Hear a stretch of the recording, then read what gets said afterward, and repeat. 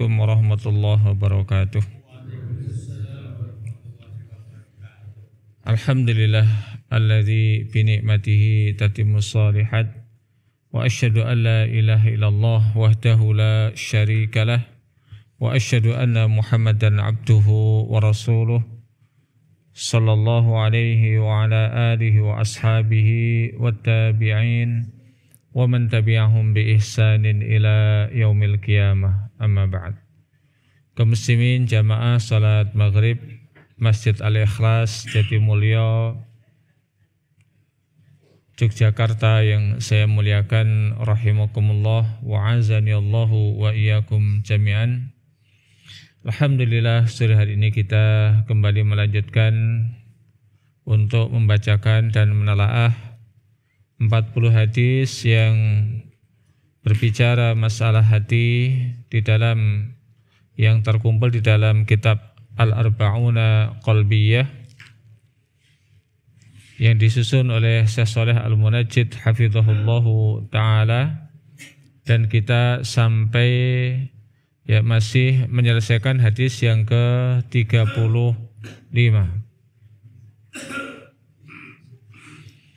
Dan sampai pada sabda Rasulullah sallallahu alaihi wasallam, walisanan dzakira, dan jadikanlah lisanku lisan yang senantiasa berzikir. Maknanya adalah munsyaghilan bi dzikrillahi, bisa menyibukkan diri untuk mengingat Allah Subhanahu wa taala. Wa hadza min a'zami ma yaknizuhul mar'u, dan ini merupakan perbendaharaan yang sangat agung yang bisa disimpan oleh seorang manusia. Wa yaddakhiruhu li yaumi ma'adihi, dan sebagai simpanan di satu hari untuk berjumpa kepada Allah Subhanahu wa taala. Fa'an Abi Ad-Darda, dari sahabat Abu Darda yang semoga Allah meridai beliau, qala, dia berkata, qala an-nabiyyu sallallahu alaihi wasallam, Nabi sallallahu alaihi wasallam bersabda, ala unabbiukum bi khairi a'malikum wa azkaha 'inda malikikum wa arfa'iha fi darajatikum wa khairun lakum min infaqiz zahab wal waraq wa khairun lakum min an talqau aduwakum fatadribu a'naqahum wa yadribu a'naqakum. Qalu bala, qal zikrullahi ta'ala. Maukah aku beritakan, informasikan kepada kalian dengan satu amal yang paling baik untuk kalian lakukan dan paling suci di sisi Raja kalian, yaitu Allah Subhanahu wa ta'ala, dan yang paling tinggi bagi derajat kalian, dan yang terbaik, yang lebih baik bagi kalian ketimbang menginfakkan emas ataukah perak, dan lebih baik bagi kalian ketimbang kalian berjumpa dengan musuh kalian, kemudian kalian bisa memenggal leher mereka atau mereka yang memenggal leher kalian. Maka para sahabat menjawab, tentu kami mau wahai Rasulullah. Maka kemudian Rasulullah sallallahu alaihi wasallam bersabda, yaitu mengingat Allah Subhanahu wa ta'ala. Hadis ini diriwayatkan oleh Al-Imam At-Tirmidzi, Ibnu Majah, Imam Ahmad, dan disahihkan oleh Al-Imam Al-Albani rahimahullahu ta'ala. Maka di dalam penggalan sabda Rasulullah sallallahu alaihi wasallam yang sudah dijelaskan oleh Syekh Shalih Al-Munajjid ini, taulah kita bahwa berzikir kepada Allah Subhanahu wa ta'ala merupakan perkara yang sangat agung. Dan ini sesuai dengan firman Allah Subhanahu wa taala, wala dzikrullahi akbar. Dan sungguh mengingat Allah Subhanahu wa taala itu merupakan perkara yang paling besar. Wa syukru wa dzikru yakumu alaihi mad-dinu kulluhu. Agama itu berdiri tegak di atas rasa syukur dan berzikir kepada Allah Subhanahu wa taala. Terkait dengan masalah ini Ibnul Qayyim Al-Jauziyah rahimahullahu taala mengatakan, mabnad-din ala qaidatain. Ya, bangunan agama itu tegak di atas dua kaidah, yaitu az-zikru wasyukru, yaitu berzikir kepada Allah Subhanahu wa taala dan bersyukur kepadanya. Allah Subhanahu wa taala berfirman, fadhkuruni adzkurkum washkuruli wala takfurun. Dua kaidah yang disebutkan oleh Ibnul Qayyim Al-Jauziyah rahimahullahu taala ini terkumpul di dalam firman Allah Subhanahu wa taala, yaitu di dalam surat Al-Baqarah ayat yang ke-152. Maka ingatlah kalian semuanya kepada diriku, yaitu kepada Allah Subhanahu wa taala, niscaya aku, yaitu Allah Subhanahu wa taala, akan mengingat kalian. Dan berterima kasihlah kalian kepada diriku, niscaya aku pun akan dan janganlah kalian ingkar ataupun kufur kepada diriku.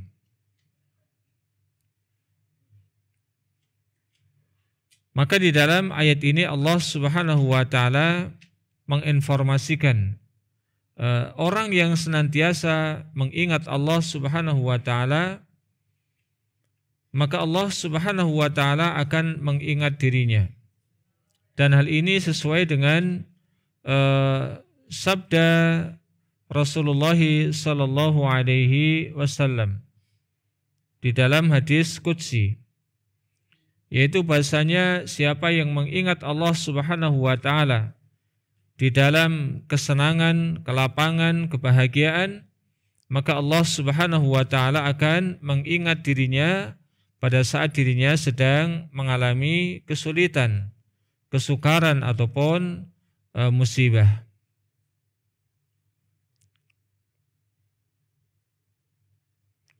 Kemudian Nabi alaihi salatu wassalam bersabda kepada Mu'ad ibnu Jabal radhiyallahu taala anhu. Ya, satu di antara sahabat yang mendapatkan gelar Sirrur Rasul, yaitu seorang sahabat yang menyimpan rahasia-rahasia Rasulullah sallallahu alaihi wasallam. Wallahi inni la uhibbuka. Demi Allah, sungguh diriku sungguh-sungguh mencintai dirimu. Jadi di dalam potongan hadis beliau ini, dalam sepenggal kata ini, maka ada 3 penguatan yang menunjukkan bahwa Rasulullah sallallahu alaihi wasallam itu betul-betul mencintai Mu'ad bin Jabal. Yang pertama adalah dengan wallah, yaitu dengan bersumpah demi Allah. Yang kedua dengan inna. Dan yang ketiga dengan lamut taukid. Ya, meski kalau diterjemahkan di dalam bahasa Indonesia, maka kata beliau yang indah ini ya menjadi kurang indah. Kenapa? Karena kalau diulang sungguhnya itu 3 kali menjadi kurang bagus. Dan kalau hanya diucapkan sekali, maka yang 2-nya seakan-akan hilang.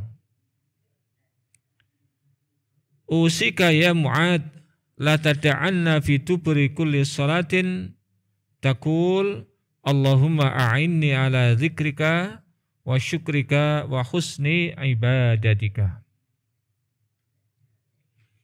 Aku wasiatkan kepadamu wahai Mu'ad, janganlah engkau tinggalkan di belakang salatmu, ya, di belakang setiap salatmu untuk mengucapkan, ya Allah bantulah diriku untuk senantiasa mengingatmu, untuk senantiasa berterima kasih kepadamu dan memperbaiki ibadahku kepadamu. Maka ini satu di antara doa yang layak untuk kita hafalkan. Untuk kita hafalkan dan kemudian kita amalkan di belakang salat kita.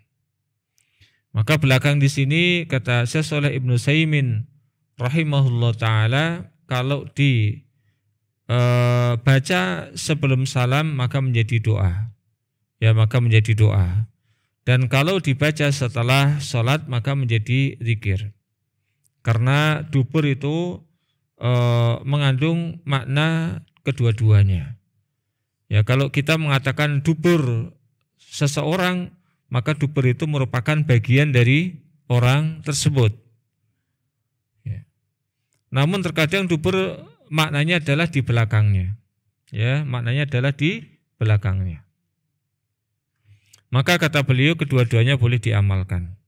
Meski yang lebih utama adalah diucapkan sebelum salam. Kenapa? Karena Rasulullah SAW memerintahkan kepada kita di akhir salat kita agar kita tidak lupa memohon perlindungan kepada Allah Subhanahu wa taala dari 4 hal.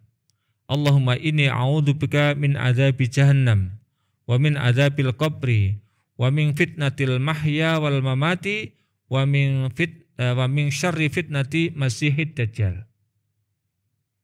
Ya Allah, aku berlindung kepadamu dari bahayanya panasnya neraka jahanam, dan aku mohon perlindungan kepada dirimu dari fitnah yang ada di kubur, dan aku siksa kubur, dan aku memohon perlindungan kepada dirimu dari fitnah dunia dan fitnah kematian, dan aku mohon perlindungan kepada dirimu dari buruknya fitnah Dajjal. Maka setelah seseorang berdoa dengan doa ini, kata Rasulullah, fada'ullaha ma tasya', dan berdoalah kalian kepada Allah sesuai dengan yang kalian inginkan.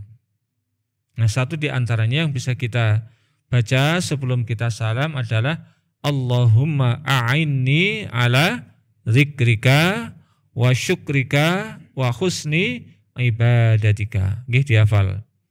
Allahumma a'inni ala zikrika wa syukrika wa husni ibadatika. Pendek ya, cuman 3 ungkapan, yaitu kita memohon kepada Allah agar senantiasa bisa mengingat Allah, berterima kasih kepadanya, dan memperbaiki ibadah kita kepada Allah Subhanahu wa ta'ala. Walaisal muradu bi dzikri mujarrada dzikri bilisan. Dan yang dimaksud dengan zikir itu bukan semata-mata bukan hanya semata-mata berzikir dengan lisan kita. Ya, yang dimaksud dengan zikir itu bukanlah terbatas ataupun tidak terbatas hanya menggunakan lisan kita.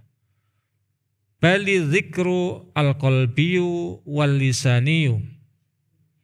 Bahkan ataupun akan tetapi zikir itu zikir juga dengan hati kita. Kita ingat kepada Allah Subhanahu wa taala di dalam hati kita. Dan juga kemudian dengan lisan kita. Wa dzikruhu yatadammanu dzikra asma'ihi wa sifatihi wa dzikra amrihi wa nahyihi wa dzikrahu bi kalamihi. Dan yang dimaksud juga zikir kepada Allah Subhanahu wa taala itu adalah mencakup ataupun terkandung di dalamnya mengingat nama-namanya, ya, mengingat nama-namanya. Walillahil asmaul husna fad'uhu biha. Allah Subhanahu wa taala memiliki nama-nama yang sangat indah, maka berdoalah dengan menyebut nama-namanya. Ataupun walillahi tis'un wa tis'una isman. Allah Subhanahu wa taala memiliki 99 nama. Man ahsaha dakhalal jannah.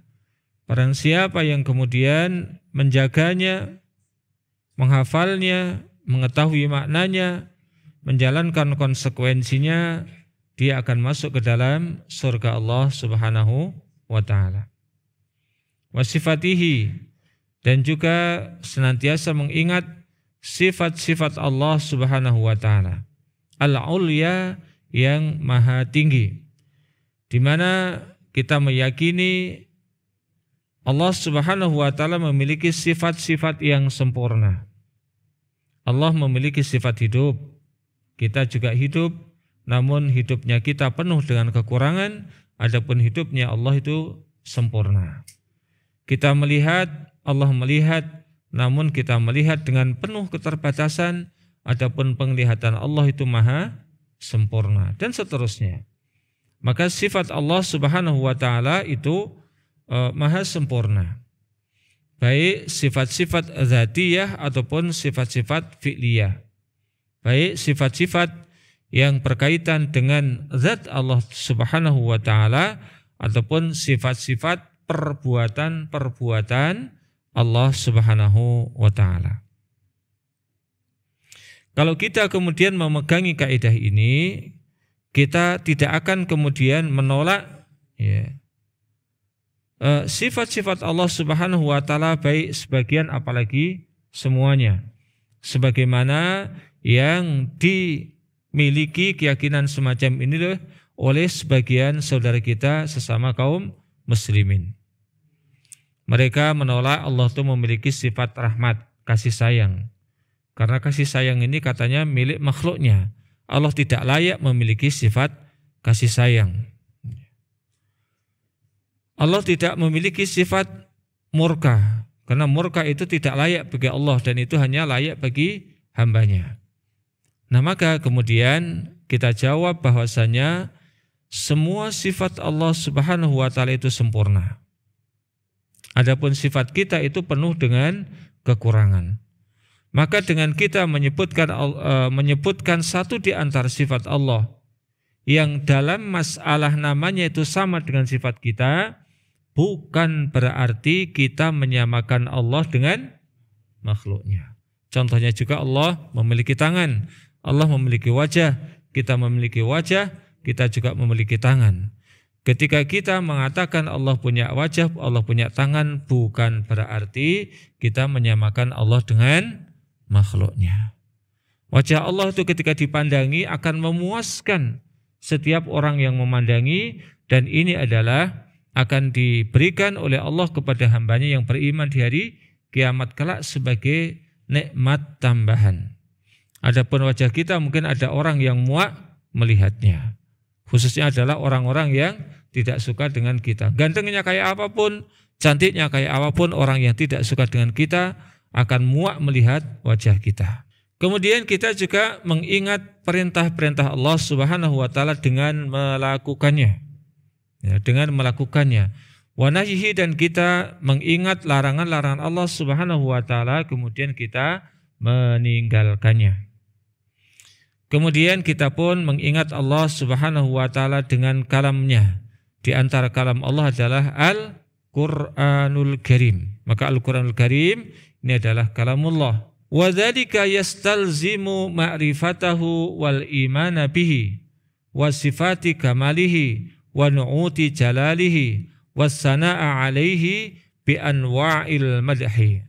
Dan itu semuanya mengharuskan kita ini mengetahui, mengenali Allah Subhanahu wa taala dan mengimaninya dengan segala sifat-sifat kesempurnaannya dan sifat-sifat keagungannya. Dan kemudian kita pun memperbanyak untuk memuji Allah Subhanahu wa taala dengan berbagai macam pujian. Ya, ini konsekuensi daripada kita itu kemudian mengingat Allah Subhanahu wa taala. Wa dzalika la yatimmu illa bi tauhidih, dan itu semuanya tidak akan mungkin bisa dilakukan oleh seseorang dengan sempurna kecuali dengan mentauhidkan Allah Subhanahu wa taala. Mentauhidkan di dalam beribadah kepadanya, mentauhidkan nama-nama dan sifat-sifatnya, dan mentauhidkan Allah Subhanahu wa taala sebagai Rabb. Maka fadzikruhul hakikiyyu yastalzimu dzalika kullah. Maka zikir yang sesungguhnya, ya, hakikat zikir adalah mengharuskan, melazimkan itu semuanya. Wa yastalzimu dzikra ni'amihi wa alaihi wa ihsanihi ila khalqihi. Dan pula ketika kita mengingat Allah Subhanahu wa taala dengan sesungguhnya, maka mengharuskan kita mengingat kenikmatan yang Allah berikan kepada diri kita. Mengingat terhadap pemberian-pemberian Allah Subhanahu wa taala, dan mengingat akan kebaikan-kebaikan Allah Subhanahu wa taala yang diberikan kepada makhluknya. Itu zikir. Wa amma syukru, jadi kenapa kemudian Ibnul Qayyim Al-Jauziyah menganggap agama ini tegak di atas dua kaidah, yaitu berzikir mengingat Allah dan bersyukur kepadanya. Wa amma syukru fa huwal qiyamu bi ta'atih wa taqarrubu ilaih bi anwa'i mahabbih zahiran wa batinah.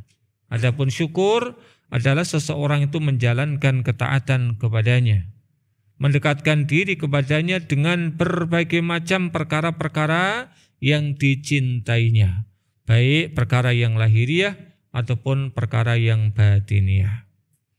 Ya, baik secara lahiriah kita kemudian mencontoh yang diberikan oleh Rasulullah SAW, termasuk juga batin kita di dalam melakukannya juga mencontoh beliau, yaitu dengan ikhlas, tanpa kemudian diembeli dengan motif-motif keduniaan. Wa hadhil amrani huma jima'uddin, fadzikruhu mustalzimun li ma'rifatih wa syukruhu mutadhamminun li ta'atih. Maka dua perkara ini mengumpulkan agama seluruhnya, yang mengumpulkan pokok-pokok agama seluruhnya, di mana dengan mengingat Allah Subhanahu wa taala mengharuskan kita itu mengenali Allah. Ya. Bagaimana kita mau berzikir kepada Allah kalau kita tidak kenal dengan Allah? Ya. Pepatah kita pun mengatakan tak kenal tak sayang. Bagaimana kita mengingat Allah, mau menyayangi Allah kalau kita tidak mengenali Allah? Dan bersyukur, berterima kasih kepadanya, ini mengandung makna seseorang ya untuk mentaatinya, ya, mentaati Allah Subhanahu wa taala. Wa hadani humal ghayatul lati khuliqa li ajliha al-jinnu wal insu was samawati wal ard. Dan kedua perkara ini adalah puncak daripada Allah Subhanahu wa taala menciptakan jin dan manusia, langit dan bumi. Wa wudi'a li ajliha as-sawab, dan kemudian ditetapkanlah karenanya berupa ganjaran, wal iqab, dan juga karena karena hal tersebut maka ditetapkan adanya iqab, yaitu hukuman. Artinya seseorang yang tidak bisa berzikir mengingat Allah Subhanahu wa taala dengan zikir yang hakiki tadi, dengan zikir yang sesungguhnya, dan ketika seseorang tidak kemudian bersyukur kepada Allah Subhanahu wa taala, maka dia akan mendapatkan iqab, hukuman. Sebaliknya, orang yang bisa menunaikan keduanya dia akan mendapatkan as-sawab, yaitu ganjaran. Wa unzilal kutub wa ursilal rusul.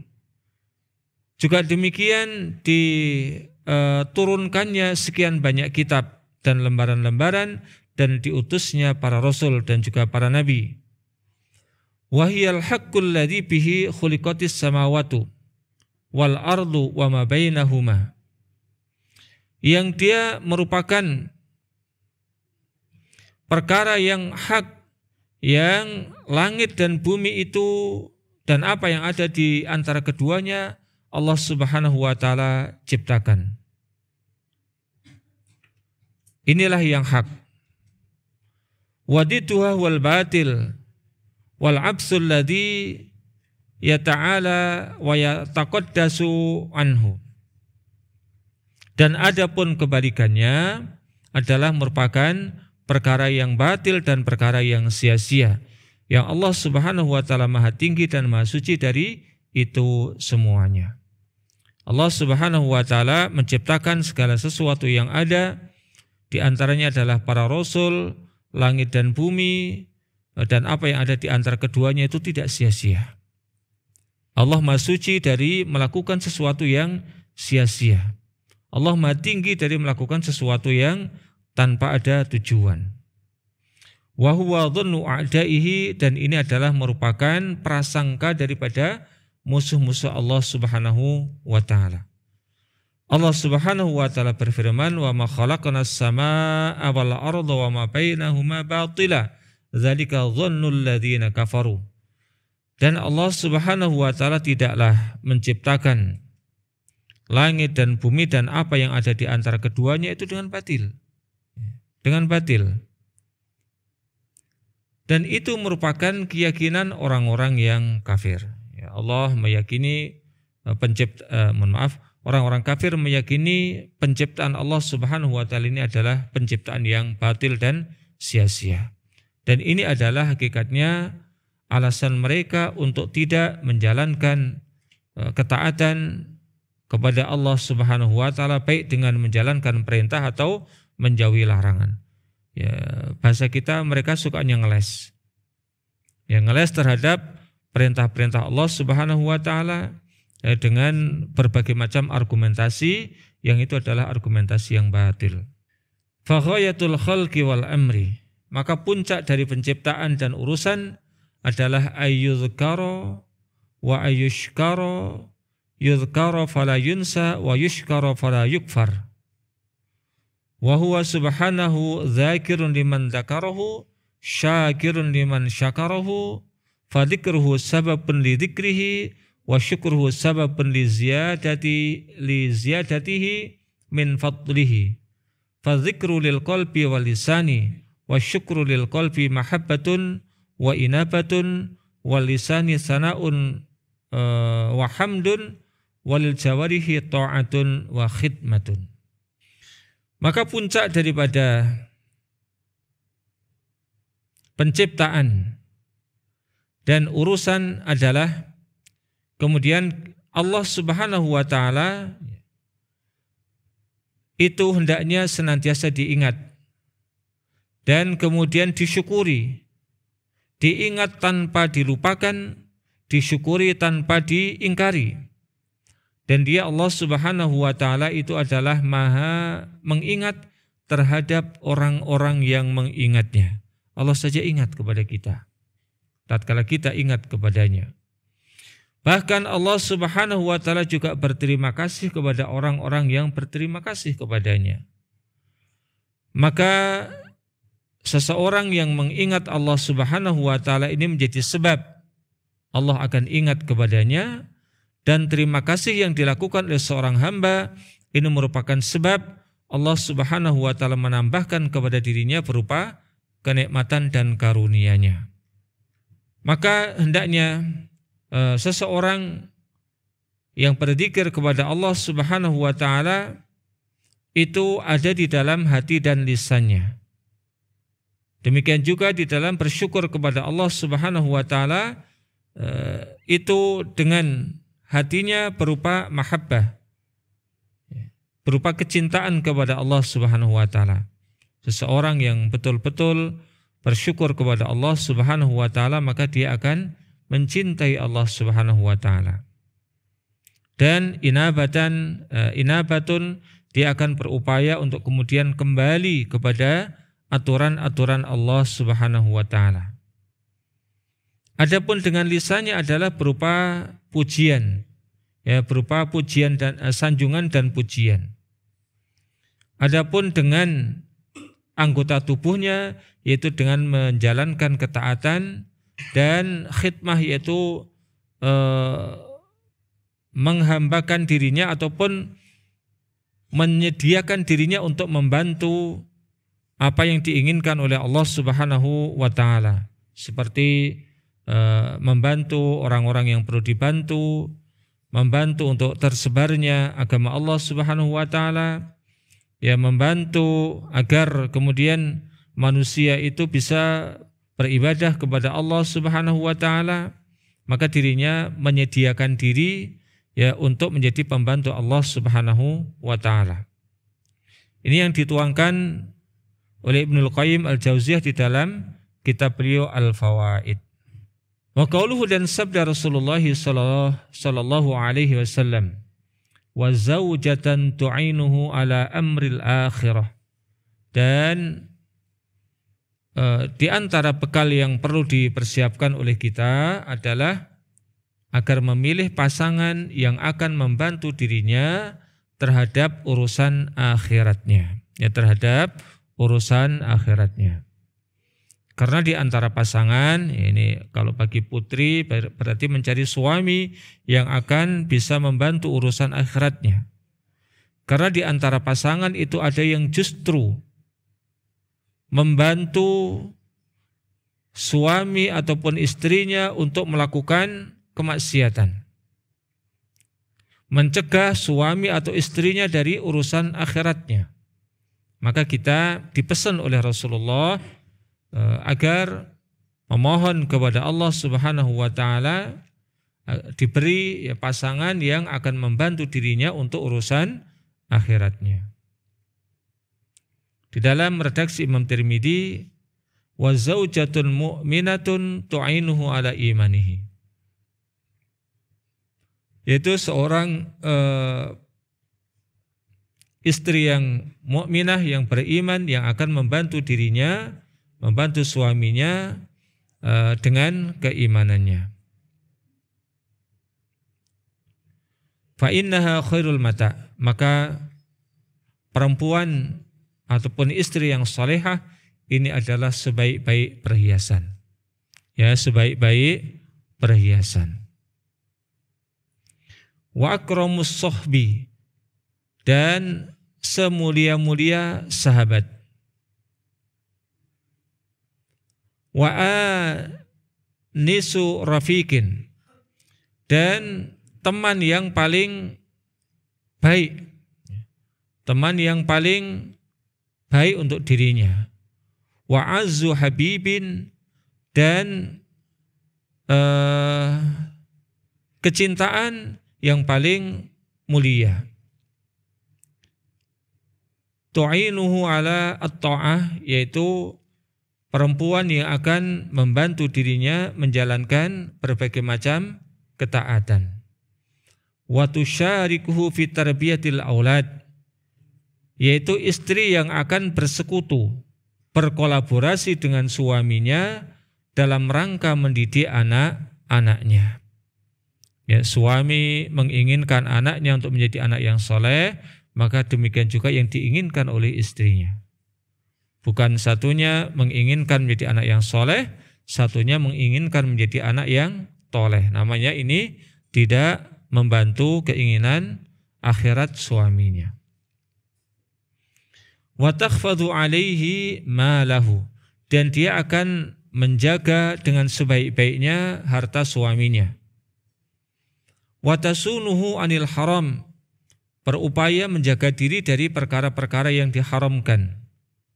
Wa tu'nisuhu idas tauhasyu minal khalqi, wa taqumu ala khidmatihi wa riayatihi idza marada, wa hiya mahallu sirrihi wa mustaqirru amanihi wa amnihi wa amanihi. Maka dia akan senantiasa berupaya untuk berbuat yang sebaik-baiknya kepada suaminya ketika suaminya sedang mendapatkan berbagai macam gangguan dari orang lain, mendapatkan gangguan dari pihak lain. Sebagaimana contohnya adalah Ibunda Khadijah radhiyallahu taala anha. Ketika Rasulullah sallallahu alaihi wasallam beliau ketakutan pada saat mendapatkan wahyu yang pertama, beliau pun pulang dan kemudian berselimut. Beliau mendekap istrinya Ibunda Khadijah dan kemudian beliau menyatakan, demi Allah, wahai suamiku, Allah pasti tidak akan pernah menjadikan engkau orang yang celaka. Karena engkau adalah orang yang suka menyambung hubungan kekerabatan, engkau adalah orang yang pemurah, engkau adalah orang yang menanggung kebutuhan orang-orang yang tidak memiliki kemampuan, maka tidak mungkin Allah akan mencelakai dirimu. Dan dia akan senantiasa siap ya untuk membantu dan bahkan menjaga pada saat suaminya sedang sakit. Bukan suaminya sedang sakit ditinggal pergi, ya cari kesenangan sendiri, rasa no dewi gitu. Namun dia akan memperhatikan dan kemudian merawatnya, menjaganya. Maka yang namanya istri itu merupakan tempat curhatan rahasianya, rahasia suami. Jadi kalau suami punya rahasia, istrinya tidak akan menyampaikan kepada orang lain. Ya, bukan kemudian malah menyampaikan rahasia suami kepada orang lain. Yang ini hakikatnya juga akan membuka rahasia dirinya sendiri. Maka istri adalah tempat yang aman dan nyaman bagi suaminya. Dari Abu Hurairah radhiyallahu ta'ala anhu, dia mengatakan Rasulullah SAW bersabda, rahimallahu rajulan qama minal lail fasalla wa aiqadha imra'atahu fa in abad nadhaha fi wajhil ma' wa rahimallahu imra'atan qamat minal lail fasallat wa aiqadha zawjaha fa in aba nadhahat fi wajhil ma'. Jadi surat Abu Daud dan disahihkan oleh Al-Imam Al-Albani rahimahullahu ta'ala. Semoga Allah merahmati seorang suami yang dia bangun di malam hari, kemudian dia salat lail, kemudian dia pun membangunkan istrinya ya, untuk ikut beribadah kepada Allah di malam hari. Kalau kemudian istrinya enggan, maka akan dia percikkan di wajahnya berupa air. Dan semoga Allah merahmati seorang istri yang bangun di malam hari, kemudian dia salat dan membangunkan suaminya, dan kalau suaminya enggan, maka dia pun akan memercikkan air ke wajahnya. Ini adalah satu kolaborasi yang sangat indah. Jadi seorang berupaya untuk bareng-bareng ya berkolaborasi di dalam menjalankan ketaatan kepada Allah Subhanahu wa taala. Dan ini merupakan di antara bentuk pasangan yang membantu pasangannya untuk urusan akhiratnya. Ya, maka panjenengan yang sudah memiliki pasangan, ya, malam bangun, kemudian sholat, baru kemudian membangunkan pasangannya. Ya.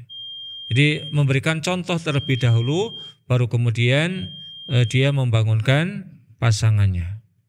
Kalau kemudian enggan dibangunkan, ya, misalnya jenengan sudah sholat berapa rakaat, kemudian membangunkan dan enggan dibangunkan, maka Anda cukup memasukkan air, memasukkan tangan ke air dan kemudian ciprati wajahnya.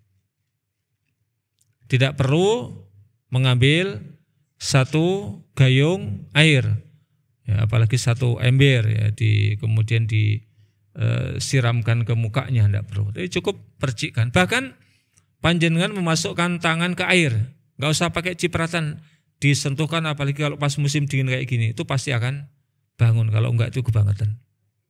Kita dengarkan dan lebih dahulu. Wassallallahu wasallam ala nabiyyina Muhammad wa ala alihi washabbihi. Baik, kita selesaikan, masih sedikit lagi.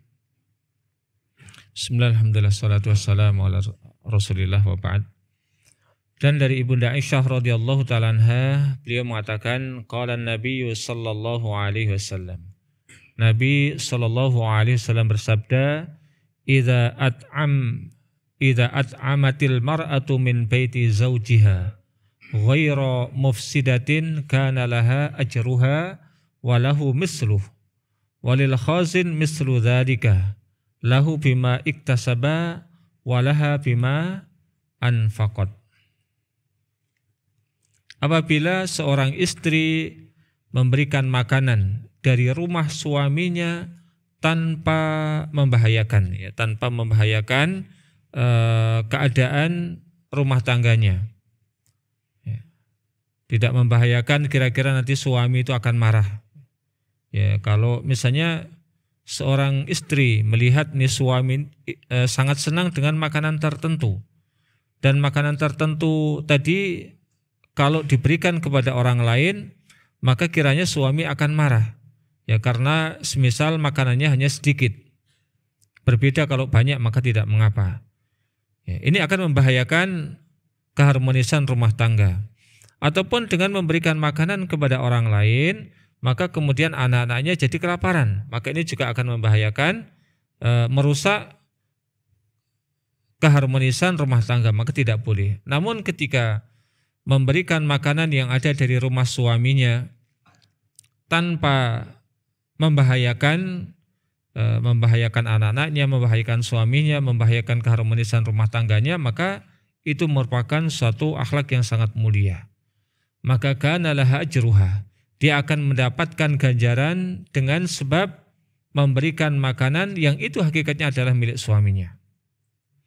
Dan sang suami pun juga akan mendapatkan ganjaran dari apa yang dilakukan oleh istrinya. Dan demikian juga yang akan didapatkan oleh orang yang menjaganya. Khazin ini juga bisa bermakna bendahara, bendahara.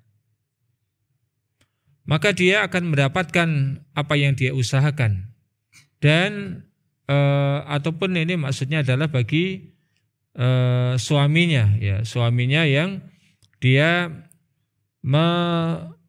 menyimpan, memelihara harta benda, dia pun akan mendapatkan ganjarannya, sebagaimana si perempuan pun yang menginfakannya juga akan mendapatkan, si istrinya akan mendapatkan ganjaran.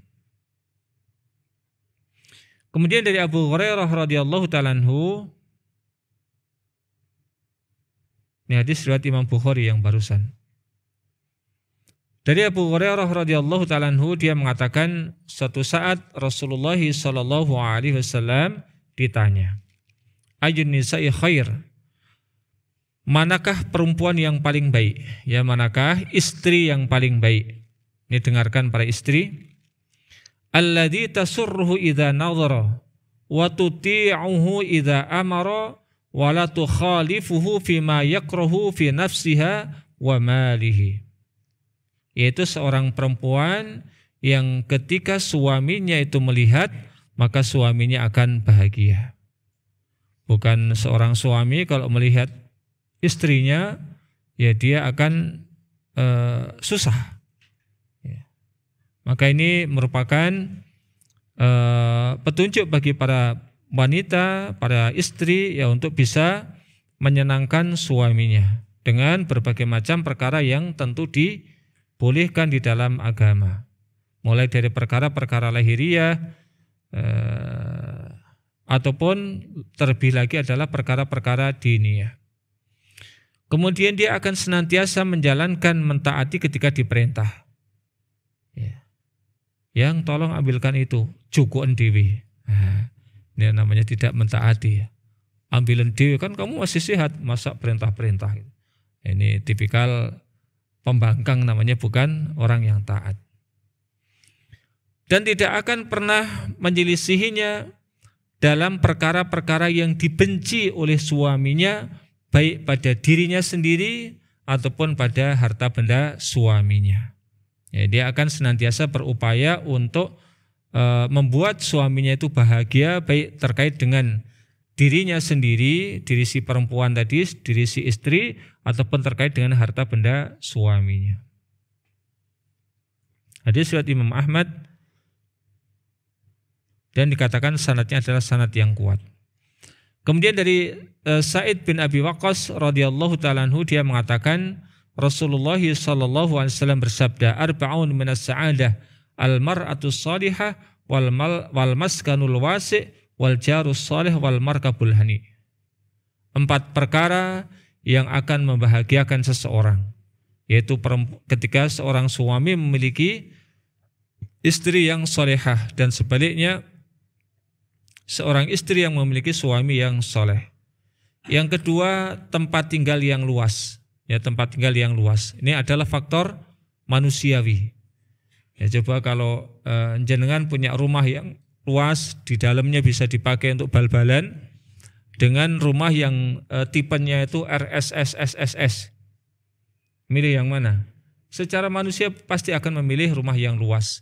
Anak-anak bisa lari-lari di dalam rumah dan seterusnya. Dan kemudian tetangga yang soleh, tetangga yang baik, dan kendaraan yang nyaman, ya, kendaraan yang tidak mocet-macet. Ya, jadi punya kendaraan mocet-macet ini siksaan tersendiri. Wa arba'un minas saqawah, dan 4 perkara yang membuat seseorang itu sedih, susah, repot, yaitu al-jarusu, tetangga yang buruk, wal mar'atus su, dan perempuan ataupun istri yang buruk juga, ya. Dan al-maskanul dhayiq, yaitu tempat yang sempit, wal markabus su, dan kendaraan yang jelek. Fatil kal mar'atus salihah min khairi ma yaknizul mar'u.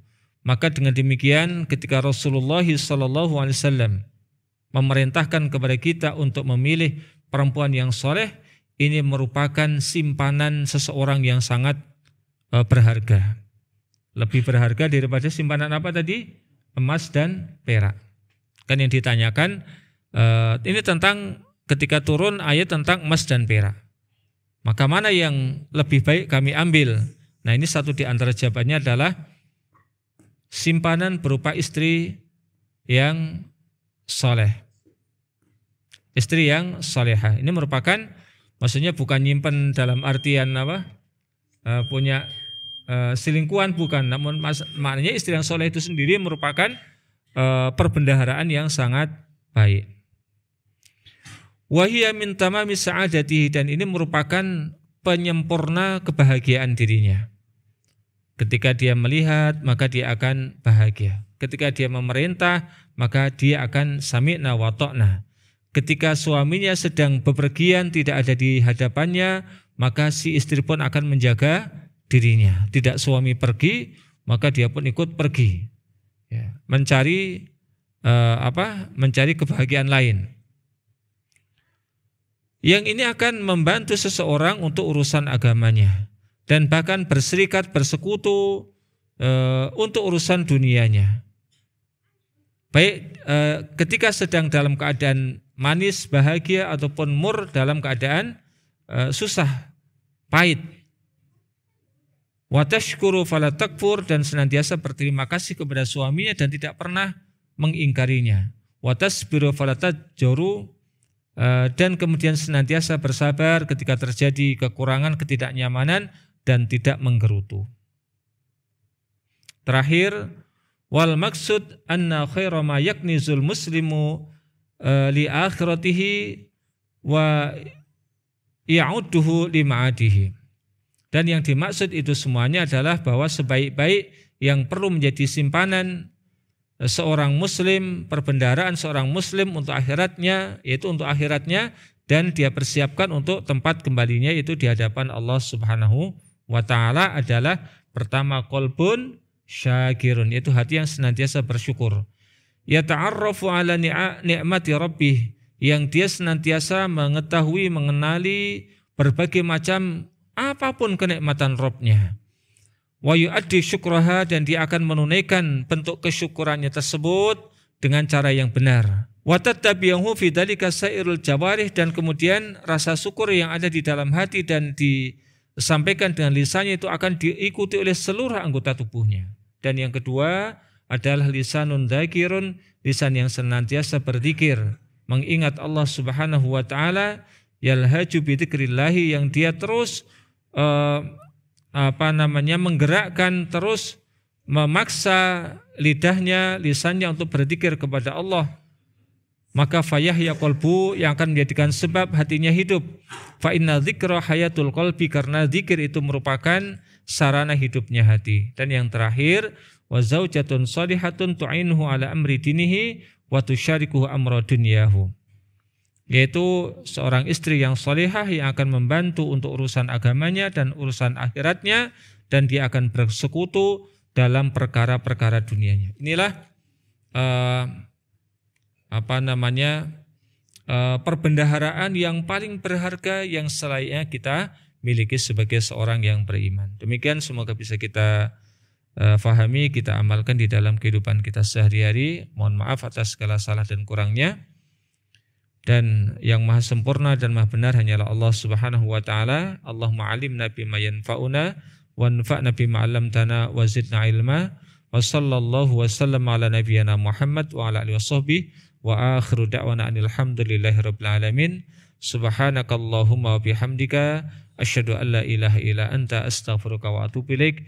Billahi taufiq wal hidayah. Assalamualaikum warahmatullahi wabarakatuh.